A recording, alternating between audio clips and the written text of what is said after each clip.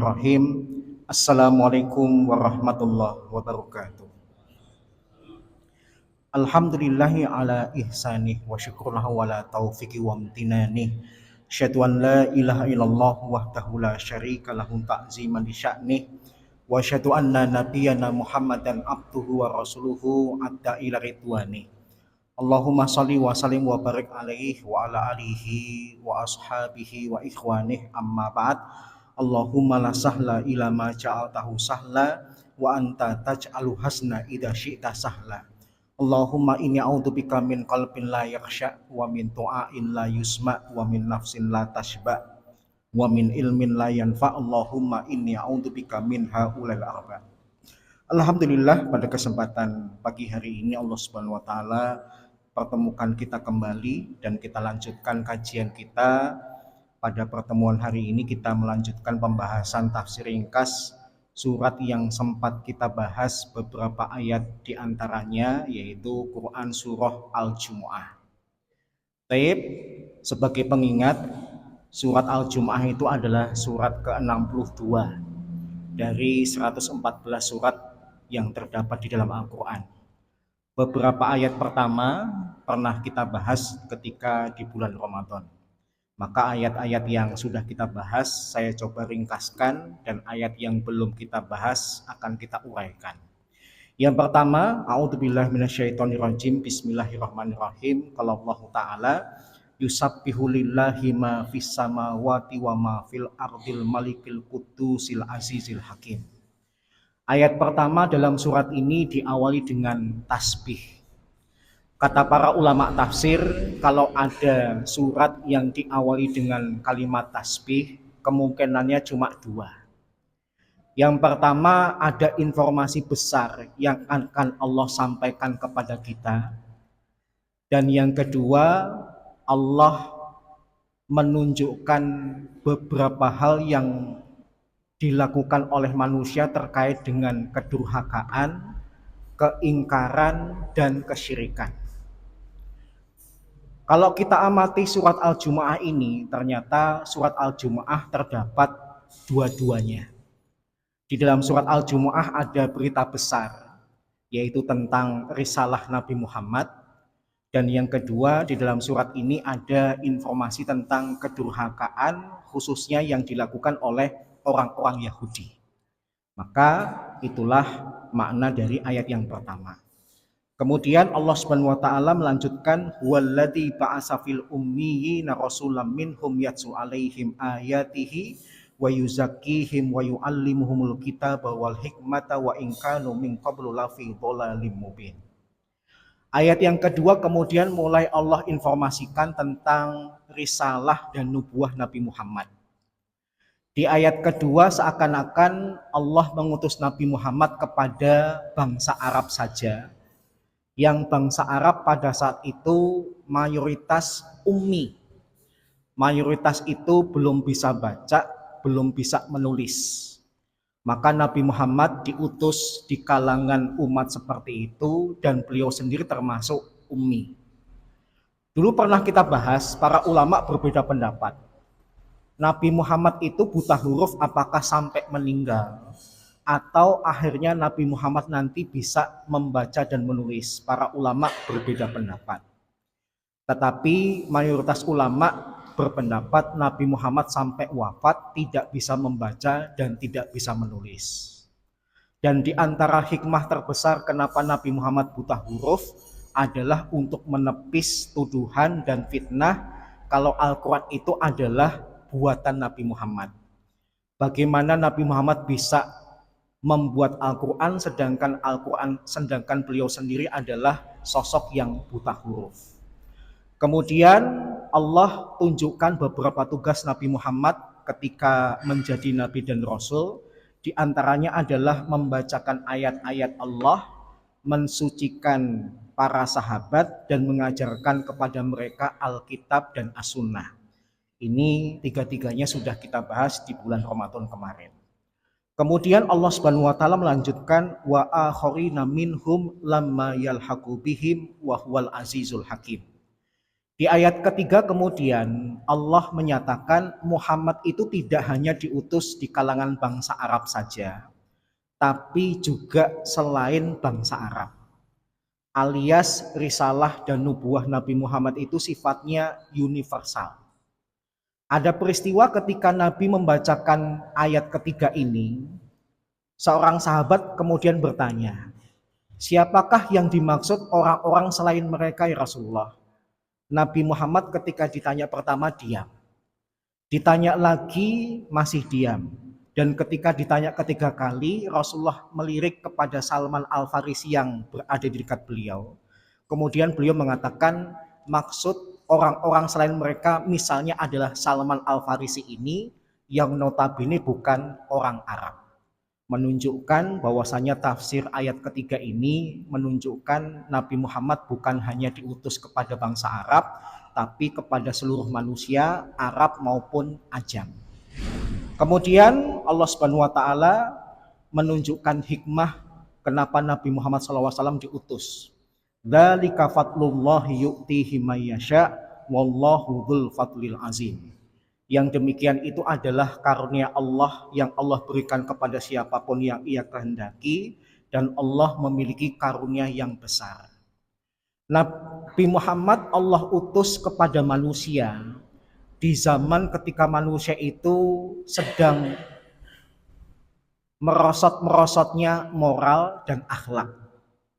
Seluruh kejahatan pernah dilakukan oleh manusia, tapi konon kejahatan yang paling parah dilakukan oleh orang Arab.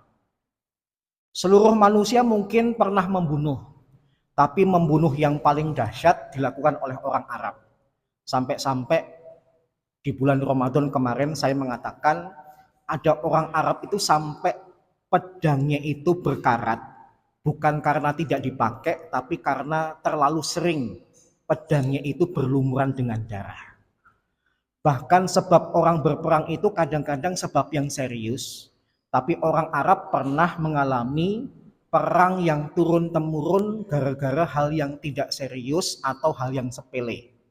Misalnya Bani Aus dan Bani Khosraj itu pernah perang gara-gara kambing mereka senggolan.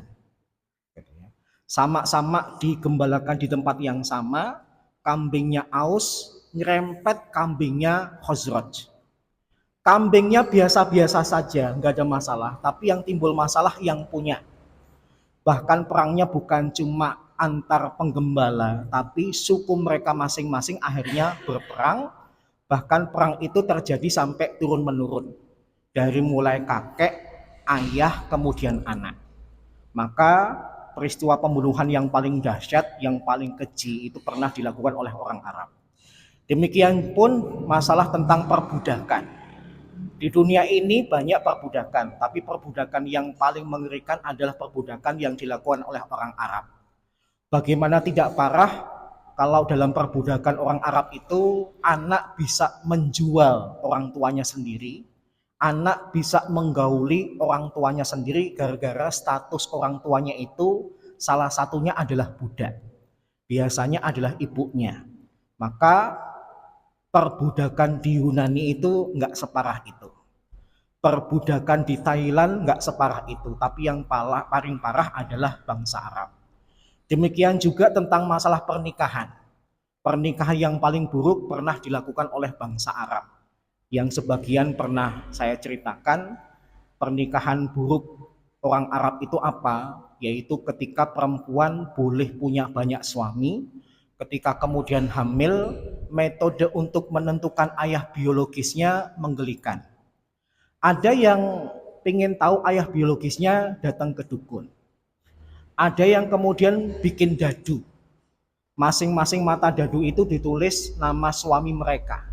Kemudian dikocok, dilempar, mau tidak mau nama yang keluar itu nanti harus tanggung jawab dan dinisbahkan nama anak yang dilahirkan dengan nama dirinya. Padahal belum tentu wanita yang hamil itu anak biologisnya adalah nama yang keluar dalam dadunya dan sebagainya. Kemudian masalah pencurian pun juga orang Arab paling parah. Nah, Nabi Muhammad diutus kepada bangsa yang sedang merosot moralnya, merosot akhlaknya, maka ketika Allah Subhanahu wa taala mengutus Nabi Muhammad itu adalah karunia yang besar. Bangsa yang dulu paling jahat melakukan kejahatan kemudian berubah menjadi bangsa yang dimuliakan dengan datangnya Al-Quran dan diutusnya Nabi Muhammad SAW. Baik, itu 4 ayat yang pernah kita bahas di dalam bulan Ramadan. Kemudian di ayat yang kelima, Allah mulai bicara tentang orang-orang Yahudi. Apa korelasi kemudian Allah bicara tentang Yahudi dengan ayat-ayat sebelumnya yang berbicara tentang risalah Nabi Muhammad? Kata para ulama, korelasinya adalah orang Yahudi itu ternyata sudah menunggu kedatangan Nabi Muhammad. Di dalam Taurat digambarkan bahwasanya Nabi dan Rasul terakhir itu nanti akan diutus di tempat yang banyak pohon kurmanya. Dan saat itu daerah yang paling banyak pohon kurmanya adalah Madinah. Para ulama sejarah mengatakan meskipun sekarang di Syam itu banyak pohon kurma, tapi di zaman Nabi Muhammad masih sedikit atau bahkan banyak yang belum ada. Maka dugaan terbesar daerah yang bakal diutus Nabi adalah Madinah. Maka orang-orang Yahudi berbondong-bondong pindah ke Madinah dan tinggal di Madinah. Makanya ketika Nabi Muhammad SAW hijrah, di Madinah itu sudah ada komunitas besar dari kalangan Yahudi. Tujuannya apa? Mereka memang menantikan Nabi yang sudah digambarkan di dalam Taurat. Bahkan bukan cuma lokasinya, bagaimana sifat-sifatnya itu sudah digambarkan dalam Taurat. Dikisahkan Huyai bin Akhtab. Siapa dia? Huyai bin Akhtab itu adalah ayahnya Sofiyah. Salah seorang istri Rasulullah itu bernama Sofiyah binti Huyai. Dia punya ayah yang bernama Huyai bin Akhtab. Dia salah seorang pemuka Yahudi. Ketika mendapati informasi bahwasanya Nabi Muhammad adalah Rasul, dia utus adiknya yang bernama Abu Yasir. Pergilah ke laki-laki itu, cek apakah dia benar-benar Nabi dan Rasul seperti gambaran dalam kitab kita. Maka Abu Yasir kemudian menemui Rasulullah, mencari tahu tentang Rasulullah, dan tidak ada satupun ayat yang tidak ada pada Nabi Muhammad. Seluruh berita kenabian tentang Nabi terakhir di dalam Taurat itu ada pada Nabi Muhammad. Setelah mendapatkan informasi ini, Abu Yasir kembali kepada kakaknya, Huyai bin Akhtab. Kemudian Huyai bin Akhtab bertanya, apa yang kamu temukan? Abu Yasir mengatakan seluruh berita tentang Nabi itu ada pada Muhammad. Apakah kemudian kita akan beriman kepadanya? Nah, jawaban Huyai bin Akhtab ini menggambarkan sifat orang Yahudi yang kemudian pas banget ketika Allah umpamakan mereka seperti binatang keledai. Apa jawaban Huyai bin Akhtab ketika mendapati adiknya mendapatkan semua tanda kenabian pada Nabi Muhammad? Jawabannya adalah ada watuhu ma bagitu. Justru kita akan memeranginya selama aku masih hidup. Jadi orang Yahudi itu karena ekspektasinya terhadap Nabi dan Rasul terakhir kepada Nabi Muhammad ternyata tidak pas. Harapan mereka Nabi dan Rasul terakhir itu dari Bani Israel, tapi ternyata Allah utus dari bangsa Arab. Harusnya dari darah Ishak, tapi darah Nabi Ismail. Harusnya punya ambisi untuk membangun kerajaan dan menambah kekuasaan sebagaimana Nabi Daud.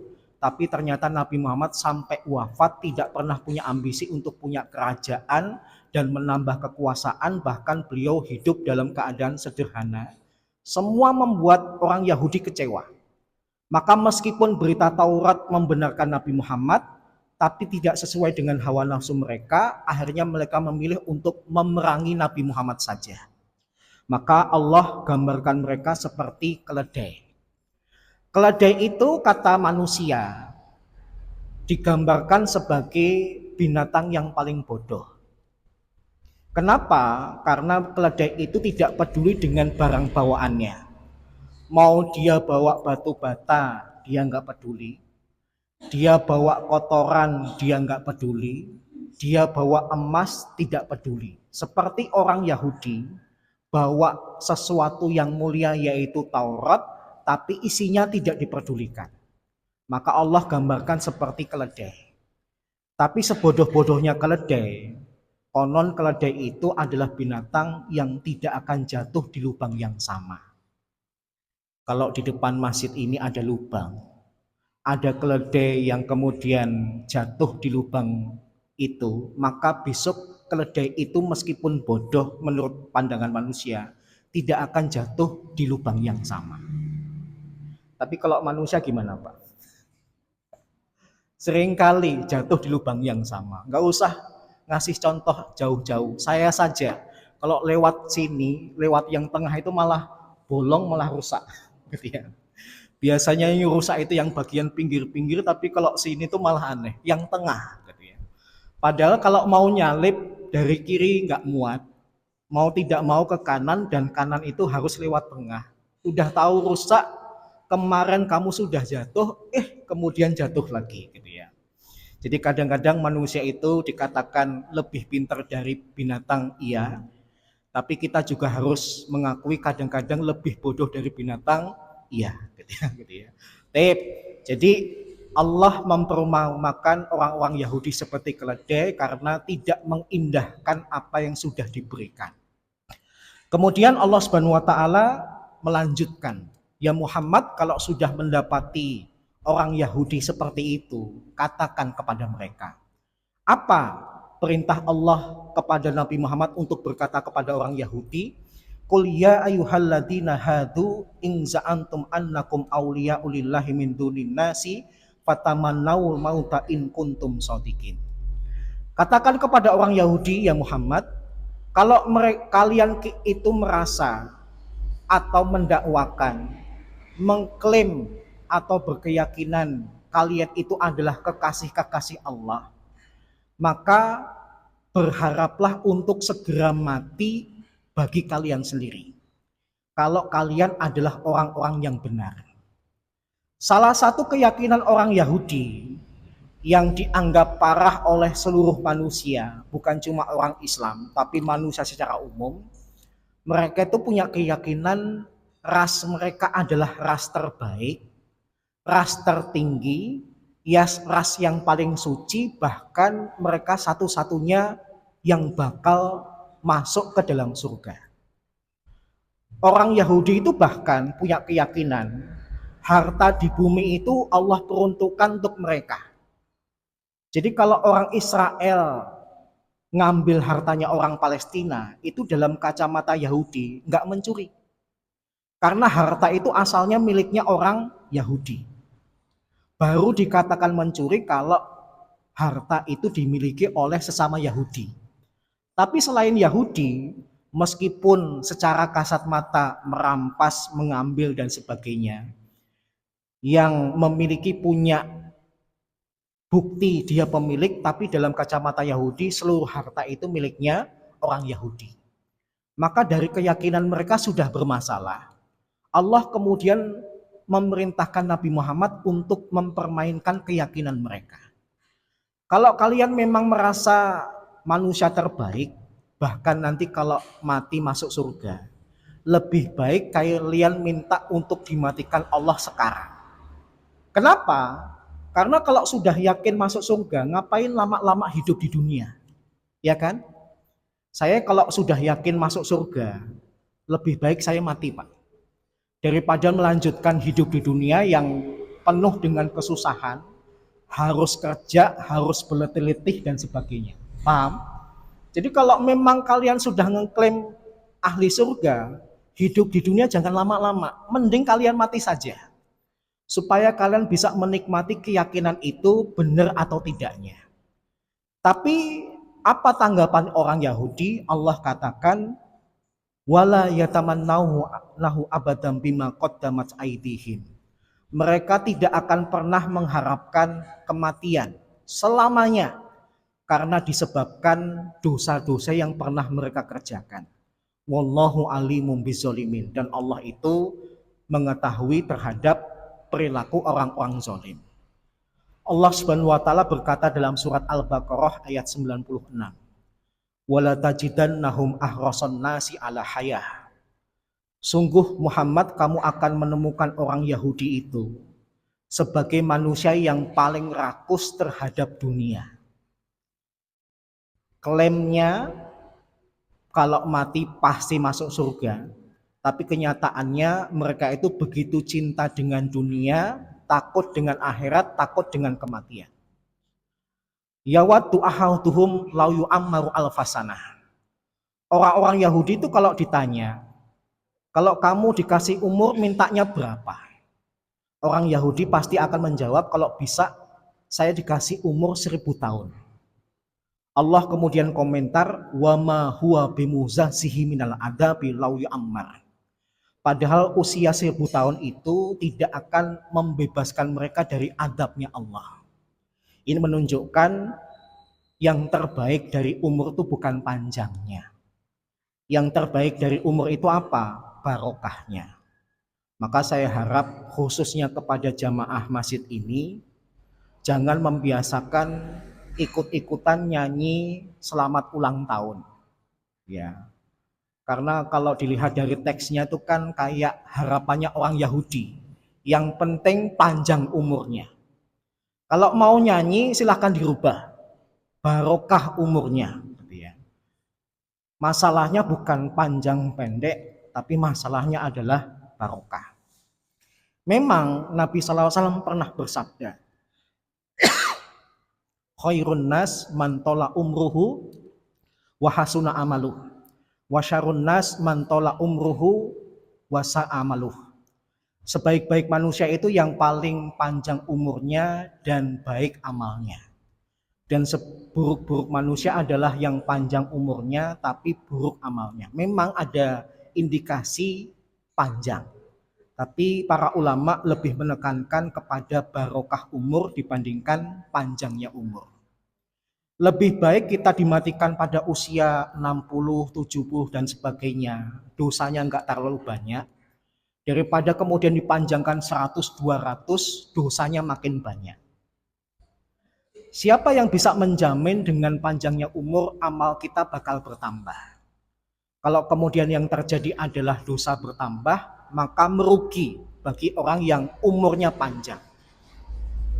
Dan sungguh beruntung orang yang umurnya tidak terlalu panjang tapi dosanya sedikit, tapi pahalanya begitu banyak. Baik. Jadi Allah Subhanahu wa taala menggambarkan sifat orang Yahudi yang takut mati, yang begitu ambisius terhadap dunia, yang bisa terbuktikan dari zaman dulu. Bumi ini kan mau dikuasai orang Yahudi. Dari segi ekonomi, politik, pendidikan, militer. Kalau mereka memang ahli surga itu nggak terlalu ambisius terhadap dunia, ambisiusnya terhadap akhirat. Dan orang yang tergambar sebagai penduduk surga sejati itu adalah orang muslim.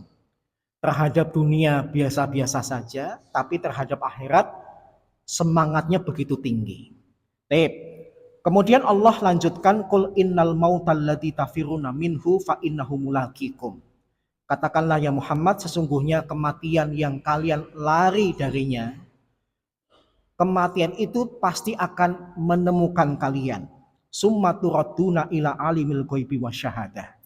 Kemudian kalau kalian sudah mati, kalian akan dikembalikan kepada zat yang mengetahui perkara yang nampak maupun tidak nampak.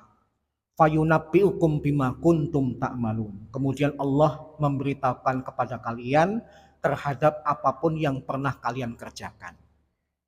Konsep kematian itu satu. Bapak ibu berani tidak mempercepat. Bapak ibu takut tidak memperlambat. Paham? Berani mati tidak mempercepat mati. Takut mati tidak memperlambat mati. Mati itu sudah ada waktunya, sudah ada ajalnya. Saya pernah ditanya oleh seorang jamaah, kalau memang kematian itu tidak bisa dimajukan dan diundurkan, Kenapa kemudian Nabi Musa sempat diberikan bonus waktu oleh malaikat? Kan ada hadis di mana Nabi SAW menceritakan ketika malaikat maut itu mendatangi Nabi Musa. Nabi Musa sempat marah, Nabi Musa kemudian menampar malaikat maut itu sampai bola matanya lepas. Kemudian malaikat ini ngadu kepada Allah, ya Allah benar nggak sih saya diutus nyabut nyawa orang itu? Kasar banget gitu ya. Kemudian Allah mengembalikan penglihatan malaikat itu seperti semula. Kemudian Allah perintahkan ya sudah, beritahukan kepada Musa, Musa dapat bonus pahala, bonus umur yang jumlahnya sejumlah rambut sapi yang tertutup dengan telapak tangannya. Akhirnya malaikat maut itu ketemu dengan Nabi Musa lagi, kemudian cerita, aku nggak jadi nyabut nyawamu, tapi justru kamu dapat bonus umur dari Allah sebanyak rambut sapi yang tertutupi oleh telapak tanganmu. Rambut sapi tertutupi telapak tangan itu jumlahnya berapa, Pak? Ya. Saya yakin nggak ada satupun kita yang tahu.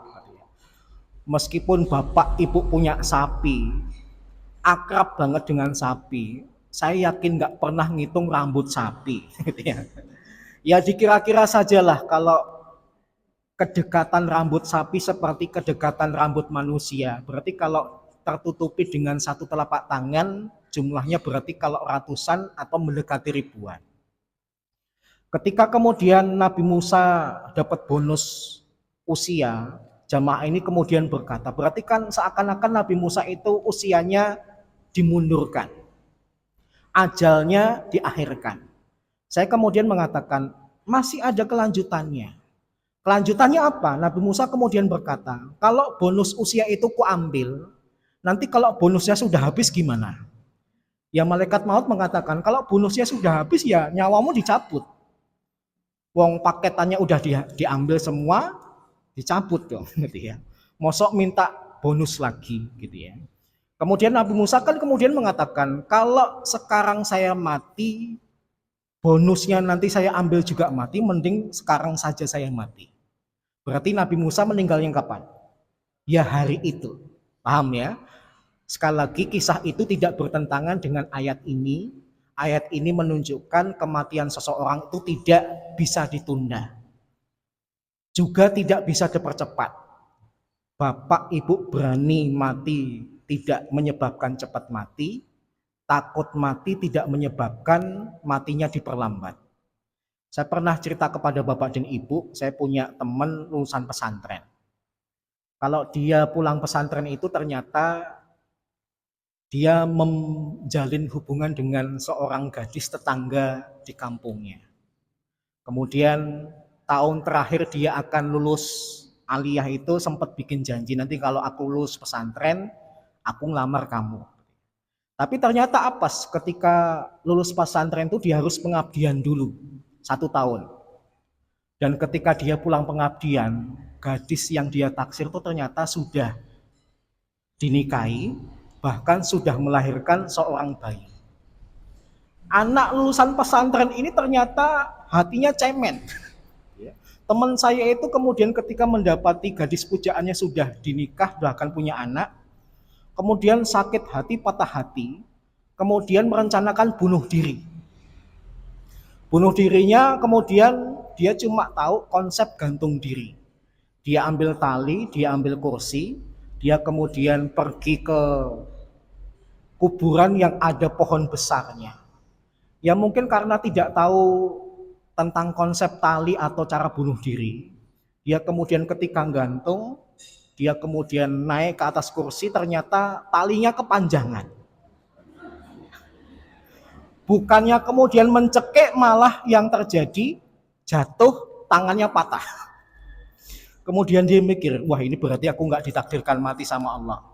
Kemudian pulang ke rumah ditanyain sama tetangga-tetangganya, Mas kenapa kok tangannya dipegangin patah? Lah habis ngapain? Dia kemudian malu menceritakan dia tadi mau bunuh diri tapi gagal. Yang menunjukkan berani mati tidak mempercepat. Kalau memang belum waktunya, ya belum mati. Demikian juga orang yang takut mati, Kalau dia kemudian lari, apakah kemudian matinya diundurkan? Enggak. Saya melihat salah satu channel di Instagram yang saya ikutin itu adalah perang Ukraina lawan Rusia, gitu ya. Rusia kan mengandalkan drone-nya ketika melawan Ukraina. Saya pernah melihat video orang-orang Ukraina itu tentaranya sembunyi di tempat yang mereka sangka akan aman dari tentara Rusia, tapi ternyata drone-nya Rusia itu penuh dengan bom yang kemudian meskipun berlindung di tempat yang namanya apa? Bunker yang begitu dalam, tapi bom yang dijatuhkan lebih dahsyat daripada tempat perlindungannya. Ketika takut mati ya ternyata tidak bisa diundur. Maka konsep kematian sekali lagi berani tidak mempercepat, takut tidak memperlambat. Kewajiban kita apa? Bersiap-siap, gitu ya. Dengan keimanan yang mantap, dengan amalan yang sebanyak-banyaknya. Kemudian Allah Subhanahu wa taala pindah berbicara tentang sholat Jumat. Apa korelasi Allah bicara tentang Yahudi, kemudian pindah bicara tentang sholat Jumat? Kata para ulama, ketika menggambarkan orang Yahudi, Allah gambarkan manusia yang begitu rakus terhadap dunia, takut dengan akhirat. Nah, ketika nanti Allah berbicara tentang sholat Jumat yang ditujukan kepada orang beriman tuh harapannya jangan kayak orang Yahudi. Ambisi dunianya biasa saja, tapi ambisi akhiratnya yang begitu besar. Paham ya? Jadi risalah Nabi Muhammad pindah bicara tentang Yahudi ada korelasinya, bicara tentang Yahudi pindah kepada sholat Jumat ada korelasinya. Allah Subhanahu wa taala mengawali dengan berkata, ya ayuhan nabiyyu mana tadi? Ya ayyuhalladzina amanu idza nudiya lis-sholati min yaumil jumu'ati fas'au ila dzikrillahi wa dzarul bai' dzalikum khairul lakum in kuntum ta'lamun.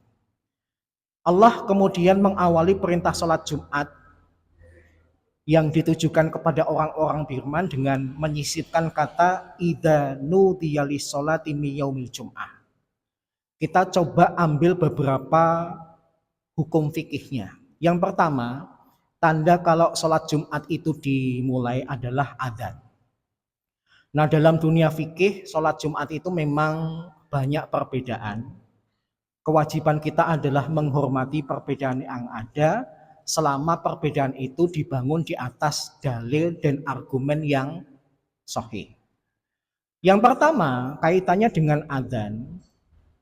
Adzan sholat Jumat itu yang benar 1 kali atau 2 kali. Para ulama fikih menjelaskan kalau hukum asal dan di zaman Rasulullah adzan sholat Jumat itu 1 kali. Baru kemudian muncul 2 kali di zaman Utsman bin Affan.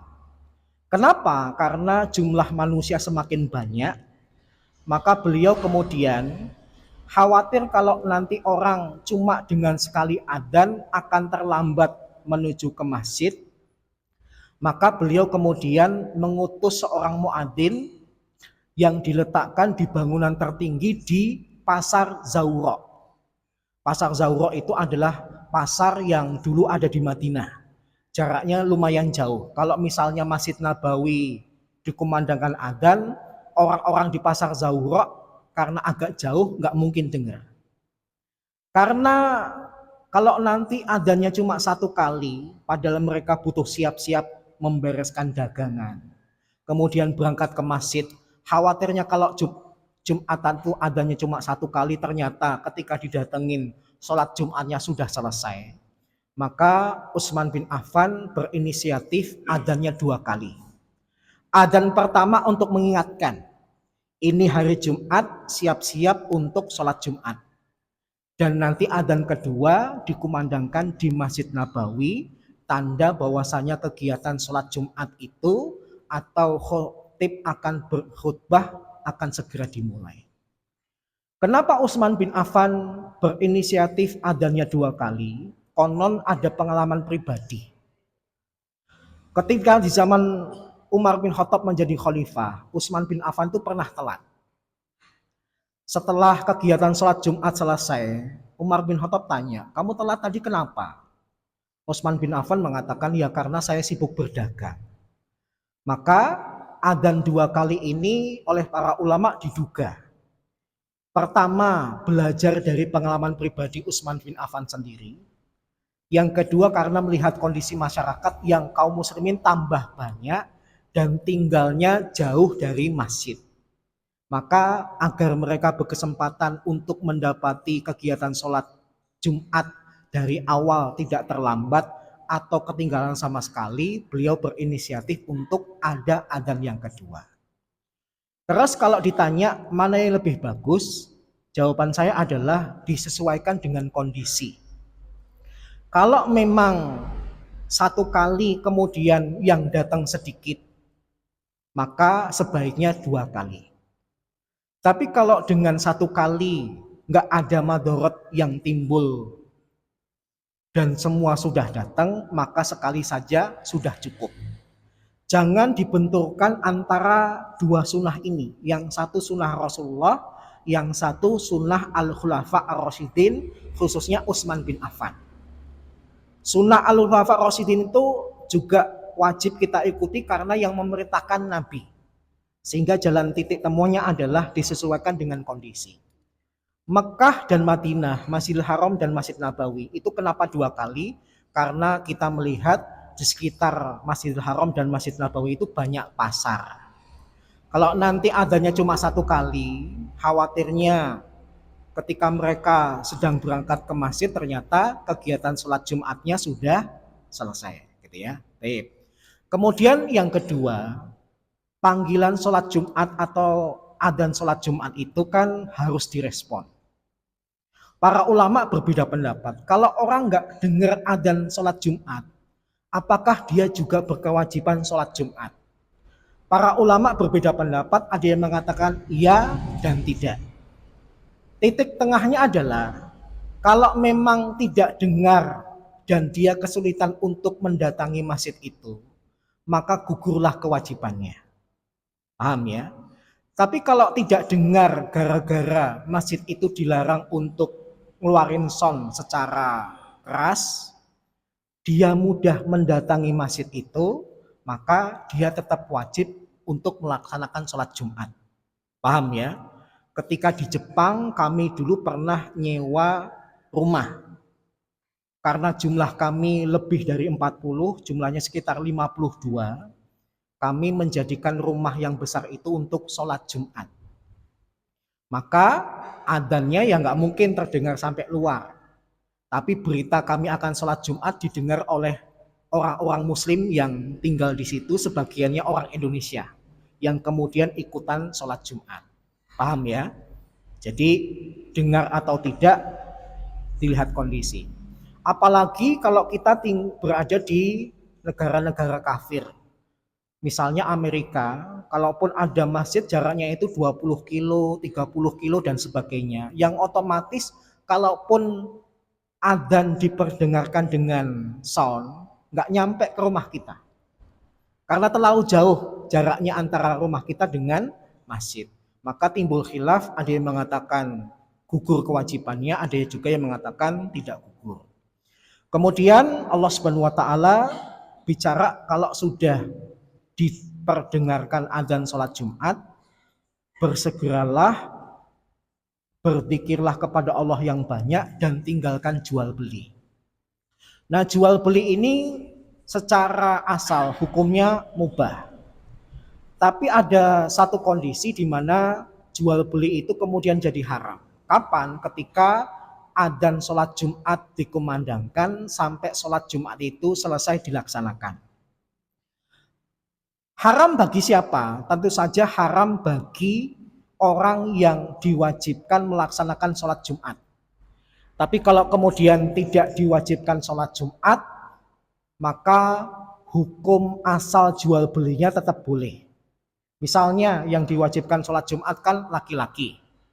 Tapi kemudian yang transaksi perempuan, yang transaksi anak-anak, yang transaksi budak, yang transaksi orang sakit, maka mereka adalah pihak yang tidak diwajibkan sholat Jumat, meskipun bertransaksi ketika sholat Jumat sedang dilaksanakan sah.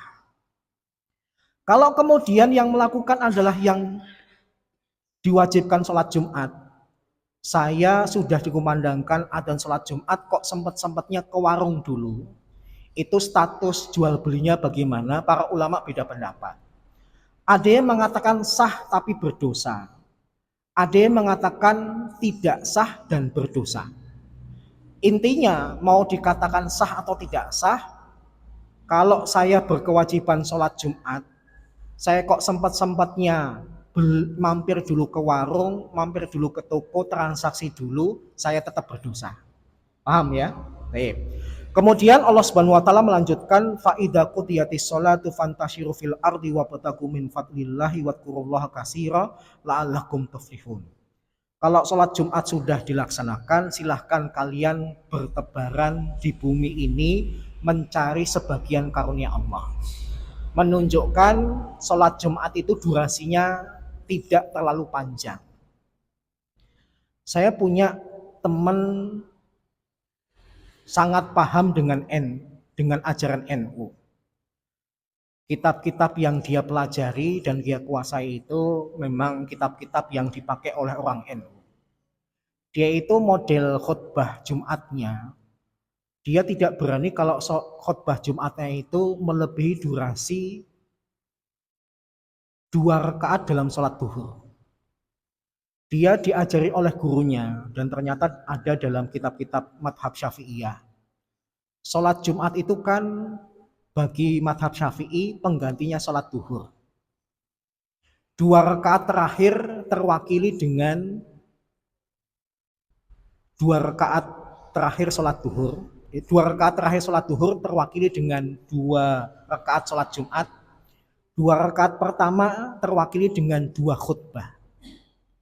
Maka ketika dia khutbah tidak berani panjangnya melebihi ketika dia sholat 2 rakaat pertama dalam sholat duhur. Kalau kita sholat duhur 2 rakaat pertama kira-kira berapa menit? 5 menit, kepanjangan. Saya pernah ketika jadi jamaahnya dengerin khutbahnya pendek banget, cuma sekitar 3,5 menit, 4 menit aja nggak nyampe.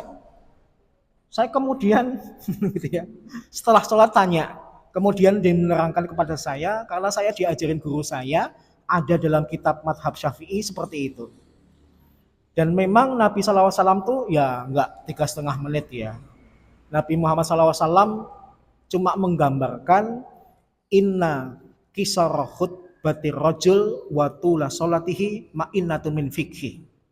Sesungguhnya pendeknya khutbah seseorang dan panjangnya sholat seseorang itu menunjukkan pemahaman agamanya yang mendalam. Jadi sholat Jumat itu idealnya khutbahnya pendek, sholatnya yang panjang. Tapi kalau kita terbiasa sholatnya yang pendek, khutbahnya yang panjang. Bahkan ada khutib yang profesional banget. Durasi pelaksanaan ibadah Jumat itu kayak sudah termanage bagi dia. Dia khutbah 25 menit, sholatnya 5 menit. Jadi pas setengah jam. Saya kagum terhadap manajemen waktunya. Ketika khutbah 25 menit itu tuntas. Ketika 5 menit sholat ya selesai. Saya amati ketika khotib itu naik, saya sering lihat jam. Naiknya jam berapa. Nanti selesainya jam berapa saya lihat. Beliau itu saya amati kalau saya jadi pendengarnya, itu naik itu pas. Ketika nanti khutbah selesai 25 menit, ketika nanti selesai salam, ya 5 menit berikutnya setengah jam. Wah, profesional banget gitu ya. Tapi para ulama menyimpulkan gini, ada kalanya khutbah itu penting, tapi ada beberapa kondisi kalau khutbah agak panjang jangan disalahkan. Kalau kemudian khutbah pendek malah menimbulkan tanda tanya, malah orang nggak paham, maka jangan dipaksakan pendek. Paham ya? Orang ngomong ringkas malah kita nggak paham, mending kita berikan waktu tambahan biar kita itu paham. Paham ya? Yang penting jangan terlalu lama. Saya sendiri pernah mengalami Syekh Sudes itu pernah khutbah tentang Palestina itu 40 menit menggebu-gebu padahal panas-panasnya pada saat itu di Mekah ketika awal invasi Yahudi ke Palestina itu bicara khutbah tentang Palestina itu menggebu-gebu sampai 40 menit gitu ya. Apakah kemudian beliau dihujat? Enggak, karena khutbahnya daging semua, khutbahnya bermutu semua, khutbahnya bermanfaat semua gitu ya. Intinya kalau bisa sudah cukup diselesaikan, jangan bertele-tele. Kemudian kalau bisa khutbah Jumat itu tematik, jangan semaunya sendiri. Kalau memang lagi momennya perang di Gaza, ya diangkat tentang perang Gaza biar kaum muslimin tahu. Karena banyak masjid atau musola yang khutbah Jumat itu nggak nyambung. Suasana lagi gini, yang penting buku kumpulan khutbahnya urutannya itu yang dibaca itu. Dan tema yang paling refleks, yang paling sering saya dengar dari khotibul Jum'ah itu apa? Ikhlas. Gitu ya. Saya kayaknya udah beratus kali dengar khotibul Jum'ah temanya ikhlas. Karena tema ikhlas itu paling gampang. Tapi ini sekaligus menunjukkan berarti khotibnya nggak siap dengan temanya. Gitu ya. Kemudian Allah Subhanahu wa taala tutup surat ini dengan mengatakan wa idza ra'au tijaratan aulah walin faddu ilaiha wa tarukuka qa'iman. Ketika mereka melihat perdagangan atau sesuatu yang senda gurau, mereka berpaling darimu dan meninggalkanmu dalam keadaan berdiri. Ada riwayat dari Jabir bin Abdullah. Ketika suatu hari Nabi sedang berkhutbah dan Madinah saat itu sedang kelaparan plus harga barang-barang di Madinah itu lagi tinggi-tingginya. Seorang sahabat yang bernama Abu Tihyah Al-Kalbi itu kemudian datang membawa barang-barang yang lagi dibutuhkan oleh orang Madinah. Maka ketika melihat seseorang membawa barang yang sedang mereka butuhkan, meskipun mereka sedang mendengarkan khutbah Nabi, ternyata para sahabat banyak yang meninggalkan masjid, ingin segera mendapatkan barang yang dibawa oleh Tihyah Al-Kalbi. Dan konon Jabir bin Abdullah mengatakan yang tersisa di masjid tinggal 12 orang. Nah 12 orang ini kata Jabir bin Abdullah kemudian dijadikan dalil Malik bin Anas dalam madhab Maliki patokan minimal sholat Jumat. Minimal jemaahnya itu jumlahnya 12. Tapi kalau dalam madhab Syafi'i dan Hambali juga pakai perkataan Jabir bin Abdullah minimalnya 40. Jabir bin Abdullah pernah berkata matoti sunnah anna fi kulli arba'in fasoidan al-jum'ah. Telah berlaku sunnah jumlah 40 atau lebih wajib untuk sholat Jumat. Tapi kalau madhab Abu Hanifah, Hanafi itu berpendapat cuma 3 saja selain imam. Kalau Tarjih Muhammadiyah mengatakan Tarjih Muhammadiyah tidak menentukan batas minimalnya. Yang penting ada orang yang menjadi khotib plus imam dan ada makmumnya, ada yang mendengarkan. Berarti seakan-akan Tarjih Muhammadiyah itu mengatakan kalau ada 2 orang, yang satu khotib dan imam, yang satu makmum dan mendengarkan, itu sudah sah. Wallahu a'lam, kalau kita tinggal di Indonesia, kalau kita ke Saudi madhabnya Hambali, ya berarti kalau sholat Jumat itu minimalnya jemaahnya jumlahnya 40 gitu ya. Kemudian di sini ada perkataan qaimah, mereka meninggalkanmu dalam keadaan berdiri. Para ulama banyak yang mensyaratkan syarat khotib itu harus bisa berdiri. Maka kalau kemudian khotib sudah tidak bisa mampu berdiri dalam khutbah, sebaiknya mengundurkan diri saja. Sebagaimana yang pernah dilakukan oleh salah seorang imam Masjid An-Nabawi ketika beliau mengalami udzur fisiknya sudah tidak kuat lagi, kemudian beliau mengajukan resign gitu ya. Moga-moga bermanfaat. Si kelanjutannya saya serahkan kepada Pak Matiman. Wallahu a'lam bishawab. Wassalamualaikum warahmatullahi wabarakatuh.